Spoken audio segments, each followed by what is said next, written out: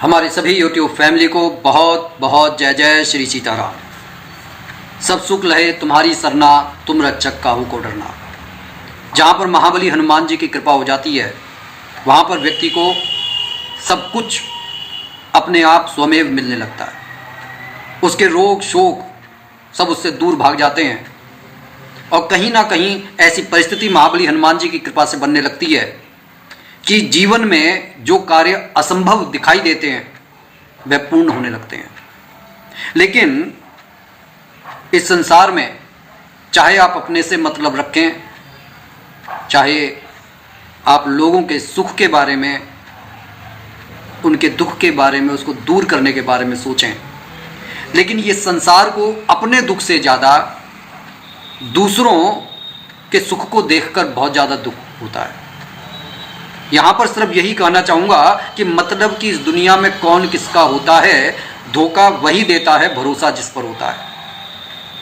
लेकिन मैं फिर भी कहूँगा जो महाबली हनुमान जी के भक्त हैं कि पराई अमानत देखकर हैरान ना हो, कि पराई अमानत देखकर हैरान ना हो, भगवान तुझे भी देगा परेशान ना हो। एक बार फिर से कहता हूं कि पराई अमानत देखकर हैरान ना हो, भगवान तुझे भी देगा परेशान ना हो। लेकिन हर चीज के मिलने का समय होता है। आपने जो कर्म आज किए हैं उसको पल्लवित होने का थोड़ा सा समय दीजिए, थोड़ा सा धैर्य, थोड़ा समय, थोड़ा श्रद्धा और विश्वास की खाद जब आप देते हैं और थोड़े जो दुख किस सेंस में कह रहा हूँ, जो सूरज की गर्मी, जो सूरज की तपिश जब जमीन को गर्म करती है, जहाँ पर बीज को बोया गया है, वो तपिश बड़ी ज़रूरत होती है उसको पल्लवित होने के लिए। कहने का ये अर्थ है कि जो लोग ये समझते हैं कि ये दुख हमारे को कमज़ोर करने के लिए आए हैं, जो लोग ये समझते हैं कि अगर भगवान है, हमने उनकी प्रार्थना की है, तो फिर भैया वो हमारे को दुख क्यों दे रहे हैं। एक बहुत अच्छा सूर्यवंशम फिल्म है, अमिताभ बच्चन की, बहुत अच्छा डायलॉग है कि जो पत्थर छेनी और हथौड़े से घबराता है वह कभी मूर्त नहीं बन सकता। और भगवान कभी ये नहीं चाहते जो उनकी शरण में आया है कि वह व्यक्ति कमजोर रह जाए, वो उसको मजबूत करने का अथाह प्रयास करते हैं। वो उसके सारे सहारों को छीन लेते हैं। ऐसा नहीं है कि वो उसके सहारों को छीनने का अर्थ ये है कि भैया उठा लिया, उठेगा तो वो व्यक्ति जिसकी सांसें अब नहीं है, लेकिन वो सहारों को दूर कर देते हैं। और हमारे मन के अंदर ये आ जाता है कि यार हमारे लोग बुरे हैं। दरअसल इस संसार में कई बार ऐसा भी होता है कि मैं जैसे वीडियो बनाता हूं तो हमारे लोग ही उससे कोरिलेट कर लेते हैं, लेकिन ये एक यूनिवर्सल ट्रुथ की मैं बात करता हूं कि जहां पर जब तक आप सबल हैं लोग आपके साथ खड़े होंगे, लेकिन अगर आप सबल नहीं हैं तो लोग आपको छोड़कर जाने लगेंगे। ये तो रही एक बात। और दूसरी बात, जब हम भगवान की शरण में जाते हैं अपनी परेशानियों को लेकर, तो वो भगवान सबसे पहले हमें और ज्यादा परेशान कर देते हैं। अब किसान ने जो बीज बोया है वो उस बीज का दुश्मन नहीं है। बीज को पनपने के लिए, पनपाने के लिए वह उसमें खाद भी दे रहा है, पानी भी दे रहा है और उसे धूप के अंदर भी रख रहा है।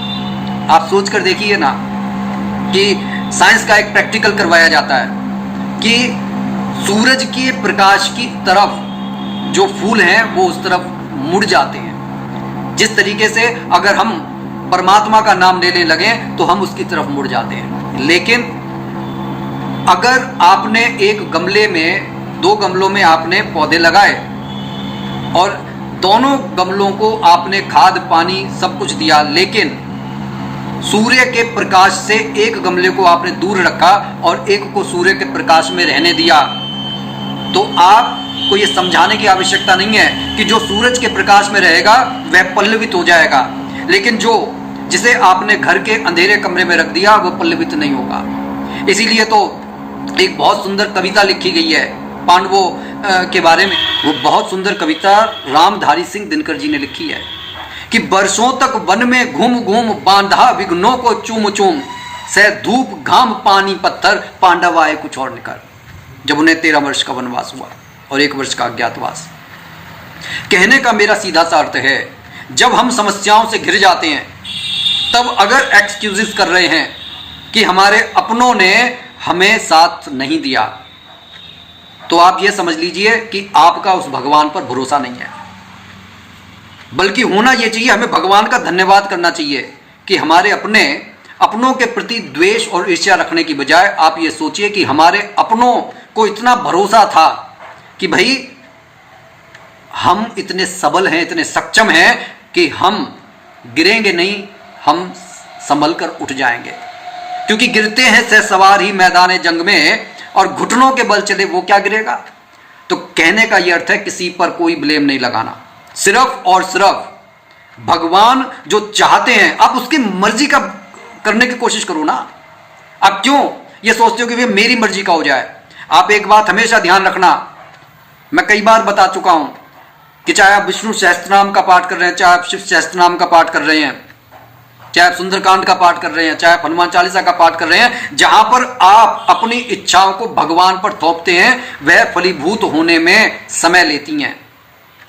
मैंने ये खुद महसूस किया है, जब मैं किसी और के निमित्त पूजा पाठ करता हूं तो उन्हें बहुत लाभ मिलता है। हालांकि मैंने स्वार्थवश कभी अपने लिए पूजा पाठ करना जरूरी नहीं समझा, लेकिन जब मैं बीमार पड़ा तब मैंने अपने लिए भी सुंदरकांड का पाठ किया, बिस्तर पर पड़े पड़े किया। शुद्धता और पवित्रता का उस समय मैंने ख्याल नहीं रखा, लेकिन मन में एक ये उतावलापन था कि भाई हनुमान जी मेरे साथ हैं। मेरे को स्वयं महसूस हुआ कि भाई कोई मेरे को अपने गोदी में उठाए हुए है। एक नाव है जो हिल रही है, जबरदस्त उसके अंदर बवंडर आया हुआ है, नाव हिल रही है, ऐसे ऐसे करके हिल रही है, तूफान है, और मैं हनुमान जी बाबा को यूं पकड़े हुए हूं। बार बार मैं देख रहा हूं कि भैया ये बवंडर शांत होगा कि नहीं होगा। लेकिन उनके छाती के साथ लगकर मेरे को ऐसा एहसास हो रहा है कि भाई एक सुरक्षा कवच जो है मेरे साथ लगा हुआ है। दुख दर्द सबको सहना पड़ता है, मैंने सहा है, आंखों से आंसू भी निकले हैं, अपनों को याद भी किया है। लेकिन उस ऐसे समय पर जिन मित्रों के साथ मैं खड़ा रहा, जिन मित्रों को बताने के बाद भी उनके जब कॉल भी समय होने पर आए, तब मुझे मालूम पड़ा कि भैया जब आप बीमार पड़ जाते हो, जब आपके साथ कोई नहीं होता, तो सिर्फ और सिर्फ भगवान का सहारा होता है। और भगवान ये दुख इसीलिए देता है आपको मजबूत करने के लिए। कोई आपसे आपका हालचाल नहीं पूछने के लिए आएगा। अगर आपने कोई सपना देखा है, आप उसको पूरा करना चाहते हैं, और वो सपना आपने किसी के सामने गा दिया, तो वह आपकी टांग को खींचकर नीचे पटकने की कोशिश करेगा, आपको उठने नहीं देगा।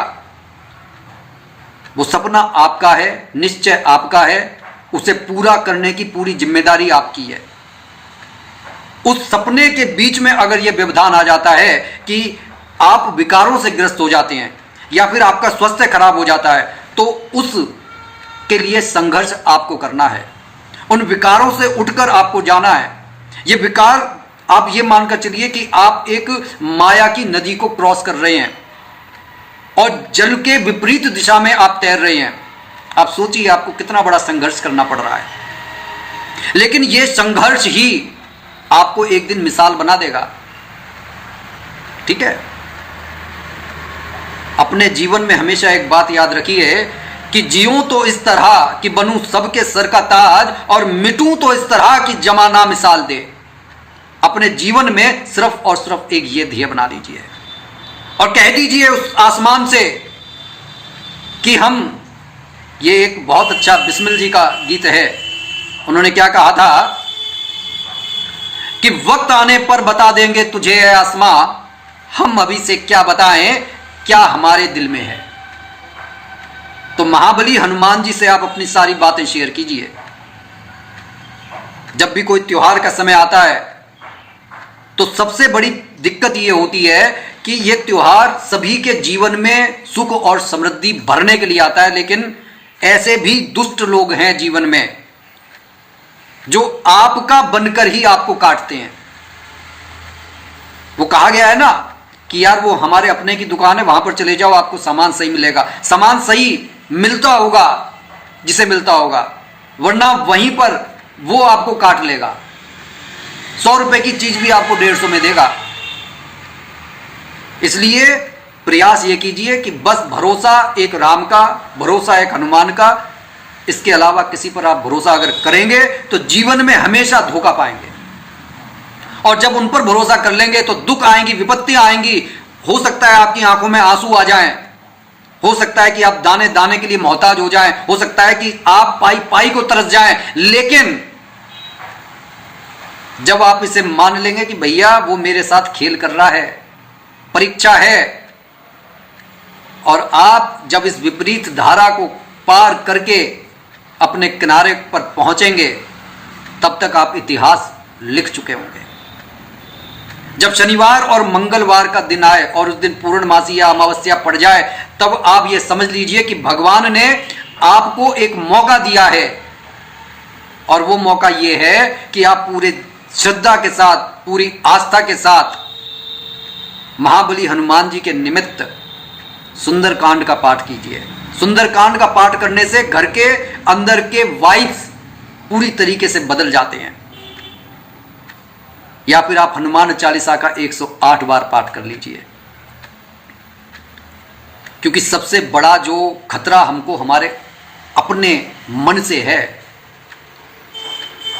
मन के अंदर, अगर आपके मन के अंदर ये अज्ञात भय आते हैं कि भैया मैं तो सब सही कर रहा हूं, मेरे साथ ये गलत ना हो जाए, यार मैं जा रहा हूं, मेरा कोई एक्सीडेंट ना हो जाए, मेरे मन में ये बात आ रही है यार मैंने लोन तो ले लिया है, यार इसे मैं चुकता कैसे करूंगा, यार मेरे बाल बच्चे बाहर गए हैं, कहीं इनके साथ कोई परेशानी तो खड़ी नहीं हो जाएगी। ये जो अज्ञात भय हैं, ये जो अनिश्चितता है, ये जो मानसिक तनाव है, आप समझ नहीं पा रहे, ये सब चीजें कहीं ना कहीं राहु की देन है। और राहु की देन इसलिए है क्योंकि देखिए, जब किसी के ऊपर भी शनि की 7.5 ढैया आती है तो शनि देव कमांड दे देते हैं राहु को कि भैया इस व्यक्ति को परेशान करो, और राहु भ्रम पैदा करते हैं। आप अच्छे काम कर रहे होंगे लेकिन मन में कहेगा कि भाई यार ये कर तो रहा हूं, ये सही होगा। अगर आपके साथ में ऐसा हो रहा है तो मैंने होलिका दहन के ऊपर एक छोटी सी वीडियो बनाई, आप जाकर उसे देखिए, आपको उसके निराकरण के उपाय उसमें मिल जाएंगे। और नहीं तो मैं बार बार कहता हूं कि अगर आप सुंदरकांड भी नहीं कर पा रहे, हनुमान चालीसा भी नहीं कर पा रहे, तो कम से कम 10 मिनट निकालकर आप रामायण को खोलिए, जहां से भी खुल जाए आप उसे पढ़िए। 2 पन्ने तो कम से कम आप पढ़ लीजिए।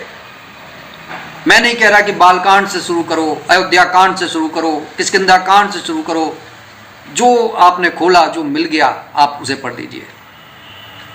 आप कई बार पाएंगे कि ऐसा करने से जीवन में कई बार जिस समस्या से आप जूझ रहे होंगे ना, वो समस्या का समाधान आपको उन्हीं पृष्ठों पर मिल जाएगा। लेकिन करना तो आपको पड़ेगा, और ये भी नहीं कर पा रहे तो आप जीवन में एक बात धारण कर लीजिए कि भैया मेरे को पंछियों को दाना देना है। एक बात आप धारण कर लीजिए कि भैया मेरे को आज किसी की मदद करनी है। जरूरी नहीं कि वो मदद पैसे से की जाए।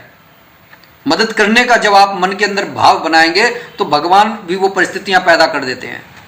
किसी बुजुर्ग को आपने हाथ पकड़कर सड़क क्रॉस करवा दी, ये भी एक मदद है। किसी भूखे को आपने 2 रोटियां खिला दी, वो भी एक मदद है। गौ माता को आपने चारा खिला दिया, वो भी एक मदद है। अगर आप अपने प्रारब्ध को सुधारना चाहते हैं तो कर्मों को आपको सुधारना पड़ेगा। अगर आप ये मानकर चल रहे हैं कि भैया कि मेरे जीवन में तो बस दुख ही दुख लिखा हुआ है, और आप उन दुखों से निजात पाने के लिए कुछ नहीं कर रहे, सिर्फ ये सोच रहे हैं कि भैया ठीक है, खाने को 2 वक्त खाने को रोटी मिल रही है और आप उसी में अगर संतुष्ट हैं, और फिर पूरा दिन आप बस दिमाग में ये सोचते रह रहे हैं कि यार क्या होगा, कैसे होगा, कब मेरे जीवन में चमत्कार होगा, तो कोई चमत्कार नहीं होगा। क्योंकि सारा खेल कर्मों का है। आप प्रारब्ध में किए गए कर्मों का फल भोग रहे हैं। लेकिन अगर आप अच्छे कर्म करने लगेंगे, प्रारब्ध के वह बुरे परिणाम शांत होने लगेंगे, और अगर आपने अच्छे कर्म करे तो उन फसल की जो खेती है वो आपको अच्छे परिणाम देगी, इसी जन्म में परिणाम देगी। तो कोशिश ये कीजिए कि दिन की शुरुआत ब्रह्म मुहूर्त से कीजिए। स्वास्थ्य में अगर कोई गिरावट है तो मैं नहीं कहता कि एकदम से उठ जाइए, लेकिन प्रयास ये कीजिए। हमारे बड़े बुजुर्ग जब भी अपनी चारपाई एक बार सुबह छोड़ते तो उस पर फिर पुनः लेटते नहीं थे, चाहे दोपहरी में थोड़ी सी वो झपकी ले लें, लेकिन सुबह नहीं, क्योंकि उन्हें मालूम है कि ब्रह्म मुहूर्त के समय जब देवता लोग पृथ्वी पर भ्रमण कर रहे हैं तो उनके भ्रमण करने से ही हमारे अंदर पॉजिटिव वाइब्स पैदा हो जाती हैं। तो उन पॉजिटिव वाइब्स के लिए हमारे को भैया जागना पड़ेगा। अब आप बंद अंधेरे कमरे में बैठे हैं और ये सोच रहे हैं कि सूरज भगवान स्वयं वहां पर प्रकट होकर आपको वो एनर्जी दे दें, पॉसिबल नहीं है। और इतना मुश्किल भी काम नहीं है, सिर्फ करना क्या है, आपको सूरज भगवान के सामने जाकर खड़े हो जाना है। आपके घर में अगर अंधेरा है तो करना क्या है, सिर्फ आपको किवाड़े खोल देनी, प्रकाश स्वयं अंदर आ जाएगा। उसे कोई आपको मेहनत करके अंदर लेकर आने की जरूरत नहीं है। भगवान ने सारी व्यवस्थाएं अच्छी कर रखी हैं, सिर्फ और सिर्फ आपको अपने मन पर कंट्रोल करना है। और जिन लोगों का मन कंट्रोल में नहीं है, उन्हें मन को कंट्रोल में करने का सीधा सा एक मंत्र है कि आप शांति से बैठ जाएं।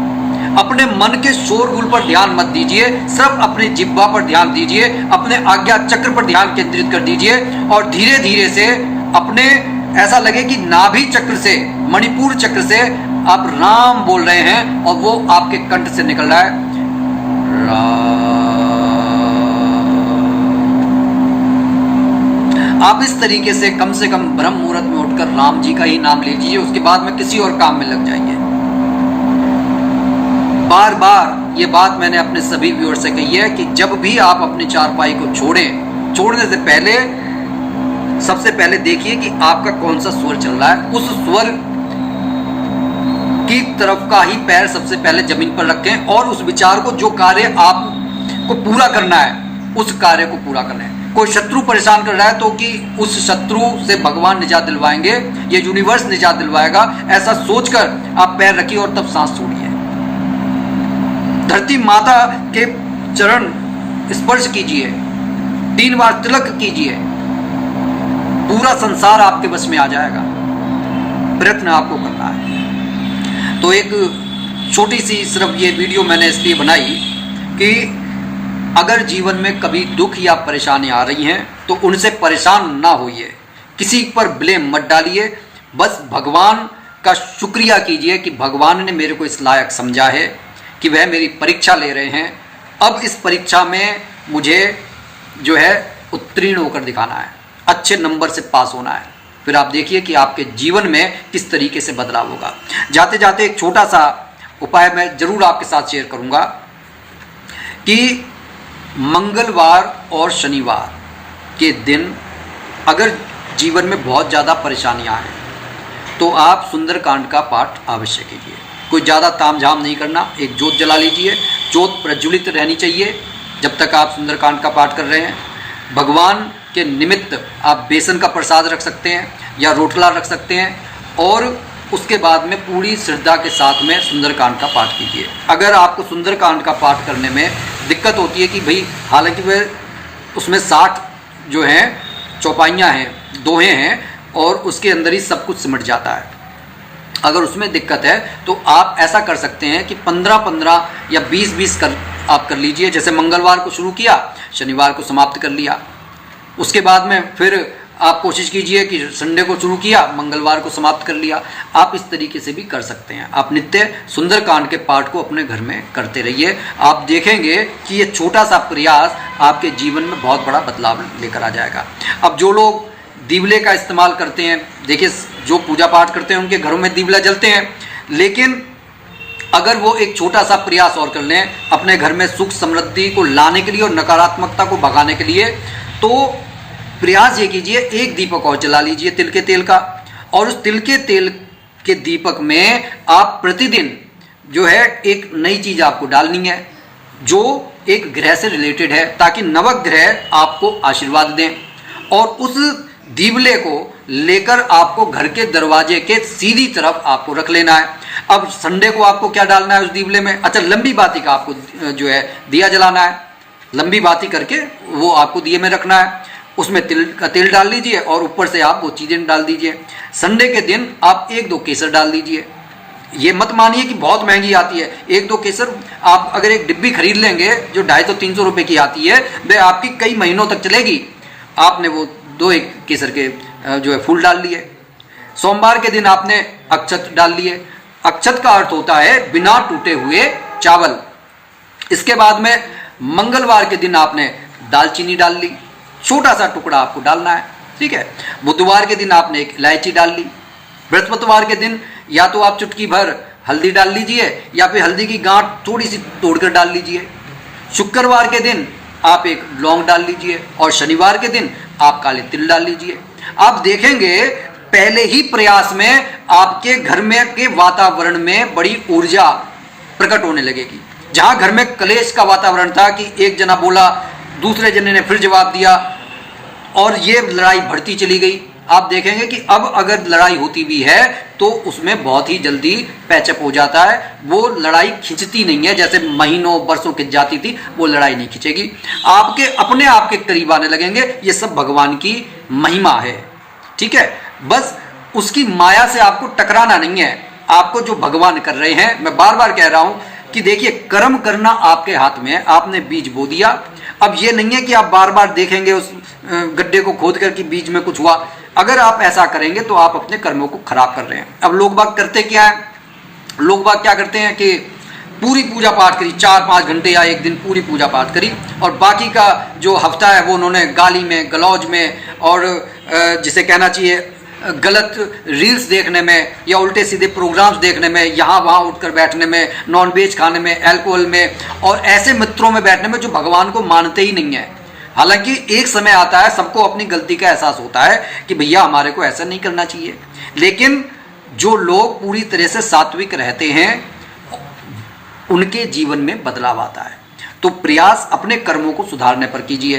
कर्मों को सुधारने का सिर्फ सीधा शर्त है, जैसे मान लीजिए आपने कोई संकल्प ले लिया, आपने कोई पूजा पाठ उठा ली। अब पूजा पाठ उठाने से पहले ही आपको शुद्धता का ध्यान देना है। अगर आपको मान लो किसी पूर्णवासी को आपने पूजा पाठ उठानी है, कोई 11 दिन की, 21 दिन की, 41 दिन, उसके 15 दिन पहले से आपको अपनी शुचिता, अपनी पवित्रता पर ध्यान देना है, अपने विचारों पर ध्यान देना है, ठीक है। और जो भी पूजा पाठ आपको करनी है, ब्रह्म मुहूर्त में आप उठें, अपने शरीर को आपको पकाना है, ठीक है। उसके बाद में फिर आप वो जो संकल्प है 11 दिन का, 21 का, 41 का, आप उसको उठाइए और फिर उस दौरान आपको बड़ी सात्विकता का ध्यान देना है। हनुमान जी परम भागवत हैं, ठीक है, तो उनकी पूजा करते समय शुचिता का, पवित्रता का, विचारों का बहुत आपको ध्यान देना है। लाल वस्त्र धारण करके पूजा कीजिए, ठीक है। भूमि पर आप शयन कीजिए, अपने हाथों का बना खाना खाइए, क्योंकि कारण ये होता है कि कई बार देखिए आप के घर के अंदर कोई महिलाएं हैं, वो खाना बना रही हैं, लेकिन अगर उन्हें मासिक धर्म से वो हैं तो उनके हाथ का बनाया हुआ खाना भी नहीं खाना चाहिए, क्योंकि इससे शुद्धता, पवित्रता नहीं रहती। हालांकि वह पूजा अपना करती रहें, क्योंकि आजकल ज़माना काफ़ी बदल गया है, लेकिन आप अगर संकल्प के साथ कोई कार्य कर रहे हैं तो उस समय आपको शुचिता का, पवित्रता का ध्यान देना होगा। और आप देखिए, आपका पहली बार में ही जो आप चाहते हैं आपको अपेक्षित परिणाम मिलेंगे। और ये सिर्फ बनी बनाई बातें नहीं कह रहा हूँ, मैंने जीवन में जो हासिल किया है, मैंने रोग पर जो है विजय हासिल की है, मैंने जो पाया वो मुझे मिला है। मेरे जीवन में ठीक है संघर्ष आते रहे, लेकिन अगर कुछ नहीं मिला मेरी गलती है, भगवान की कोई गलती नहीं है। लेकिन जो मैंने मांगा वो किसी ना किसी बहाने से घूम फिर कर मेरे पास आया है। बस आपको प्रयास आपको करना है। अगर प्रयास आप नहीं करेंगे, क्योंकि देखिए दलदल में अगर कोई फंसा है और ये सोच रहा है कि भैया मेरी गर्दन तो ऊपर है, सांस तो आ रही है, तो ये उसकी सोच है। उसे सोचना चाहिए कि भैया आज नहीं तो कल को गर्दन अंदर चली जाएगी और बहुत तड़प कर मरना है। लेकिन जो भगवान की शरण में चले जाते हैं उनको वो दर्द नहीं सहना पड़ता। मृत्यु सबकी आएगी, लेकिन उनको वो दर्द नहीं सहना पड़ेगा, उन्हें यम के दूत लेने के लिए नहीं आएंगे, उन्हें भगवान के ही जो लोग हैं, जो भगवान के ही सहायक हैं, वही आपको लेने के लिए आएंगे। उन्हें यमराज के जो भयानक दर्शन नहीं करने पड़ेंगे। तो जो लोग, एक बात और मैं आपसे कहूँगा कि जिन लोगों ने अपने जीवन में गुरु जो है दीक्षा नहीं ली है, उन्हें गुरु दीक्षा लेनी चाहिए, क्योंकि गुरु दीक्षा लिए बिना हम इस संसार सागर से पार नहीं हो सकते। प्रभु श्री राम जी ने गुरु दीक्षा ली, प्रभु श्री कृष्ण जी ने गुरु दीक्षा ली। जो इस नर शरीर में आया है उसे गुरु का सम्मान करना पड़ेगा, उसे गुरु के पद चिन्हों पर चलना पड़ेगा, चाहे फिर वो 14 कलाओं के मालिक हों, चाहे वो 16 कलाओं के मालिक हों। तो ये छोटी छोटी बातें हमारे को समझनी होगी, तभी हमारा कल्याण होगा। अदरवाइज आप ये सोचते रहें कि ठीक है मैं भगवान की पूजा कर रहा हूँ, और पूजा करने के बाद में थोड़ी देर तो आपको ऐसा लगा कि एनर्जी आपकी ऊपर तक पहुँच गई, लेकिन पूरी एनर्जी आपने गलत काम में लगा दी। उसके बाद में कोई, फिर आप कह रहे हैं कि भैया मेरे अपेक्षित परिणाम नहीं मिले। अरे अपेक्षित परिणाम तो तब मिलेंगे, पहले जो गड्ढा हो गया है उसको पहले आप भर दीजिए। मिट्टी लाकर जब आप भरेंगे तब जाकर वो समतल होगा। हमारे कर्मों के जो गलत गड्ढे हैं वो इतने भरे हुए हैं कि हमें पहले उन्हें अच्छे कर्मों से पाटना होगा, उसके बाद में ही जो हम अच्छे परिणाम पा सकते हैं। अदरवाइज हमारे जीवन में सिर्फ और सिर्फ एक, जिसे कहना चाहिए ना, एक इंतज़ार रह जाएगा, इंतज़ार इंतज़ार और इंतज़ार, इसके अलावा कुछ नहीं रहेगा। तो कोशिश और प्रयास कीजिए कि आपके जीवन में बहुत सुख और समृद्धि आए। किसी से कोई ईर्ष्या मत मानिए, लेकिन सजगता जरूर रखिए कि देखिए ऐसा नहीं है कि भाई कोई हमारा शुभचिंतक है, हमने मान लिया अपने मन में कि वो शुभचिंतक है और वो हमारी जड़ें काटता रहे, ठीक है। तो अपने कुलदेवी का भी पूजा हमारे को करनी चाहिए, अपने पितरों की पूजा भी करनी चाहिए, अपने इष्ट देवता की भी पूजा करनी चाहिए। और इस पूजा में ये नहीं है कि आपको पूरे दिन खर्च हो जाता है, पूरा दिन खर्च नहीं होता है। जैसे पितरों की पूजा है मुख्य रूप से अमावस्या को या शनिवार को कर लेते हैं, कुल देवता के नाम का एक दिया जला देते हैं। अपने घर से नकारात्मकता को भगाने के लिए मैंने अभी बताया है कि 7 दिनों को आप दिया जला दीजिए जरूर। अब लोग ये कहते हैं कि भैया कितने दिनों तक, अरे भैया हमें सुख समृद्धि हमेशा के लिए चाहिए, ठीक है। अगर आप अपने घर की सफाई नहीं करेंगे तो धूल इकट्ठी होगी, अगर आप स्नान डेली नहीं करेंगे तो शरीर में से दुर्गंध आएगी। तो प्रयास हमारे को हर रोज करते रहना चाहिए। संकल्प आपने जो लिया है किसी अपेक्षित चीज के लिए, वो आपने ठीक है, लेकिन आपको कुछ पूजा पाठ नित्य करनी चाहिए, ताकि हमारे जीवन में जो ईर्ष्या, द्वेष और ये चीज़ें ना आए कि मतलब हमारे मन के अंदर कोई पाप पैदा हो। और एक बात जीवन में हमेशा मंथन करते रहिए कि अगर दूसरे के सुख को देखकर हमें ईर्ष्या नहीं होनी चाहिए, और दूसरे के दुख को देखकर हमारे अंदर एक ये भाव, मतलब हमें ऐसा नहीं लगना चाहिए कि हमें अच्छा लग रहा है कि कोई दूसरा रो रहा है और हमें मजे आ रहे हैं। तो आप ये समझ जाइए कि आपको सुधरने की आवश्यकता है। और ऐसे में की गई पूजा, क्योंकि हम अपने दुख को तो दुख समझें, हमारा दुख दुख और दूसरे का जो दुख है वो ख्वाबो कहानी है। तो आप इस बात से सजग हो जाइए कि भगवान हर घड़ी हमारी परीक्षा ले रहा है, हर घड़ी भगवान की नज़र हमारे ऊपर है। तो उस नज़र में हमारे को सिर्फ उठे रहना है, क्योंकि एक दिन जब ये सांसें खत्म हो जाएंगी, उनके सामने जब हम जाएंगे, तब कम से कम हमें इतना तो हो कि भैया ठीक है भगवान, मैंने कुछ बुरा नहीं करा, चौड़ी छाती करके खड़ा होगा। ऐसा ना हो कि मैं शर्मिंदा होकर मेरी नज़रें झुकी हुई हो कि अब भगवान जी मेरे को, क्योंकि वहाँ बचाने वाला फिर कोई नहीं है, ठीक है। तो ये यहीं पर मैं अपनी वाणी को विराम दे रहा हूँ, और अच्छी लगे तो इस वीडियो को आगे बढ़ाइए, और बाकी चैनल को सब्सक्राइब कीजिए, और कमेंट बॉक्स में इष्ट देव का नाम लिखना ना भूलें। बोलिए जय जय श्री सीताराम।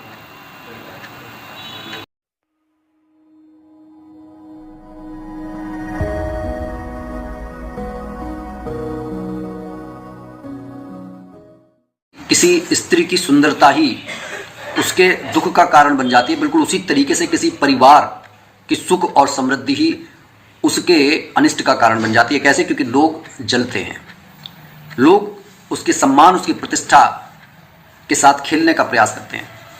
तो ये हमारा दायित्व है कि हम अपने घर परिवार की सुरक्षा के लिए छोटे छोटे से महत्वपूर्ण कदम उठाएं। हमारे सभी यूट्यूब फैमिली को बहुत बहुत जय जय श्री सीताराम।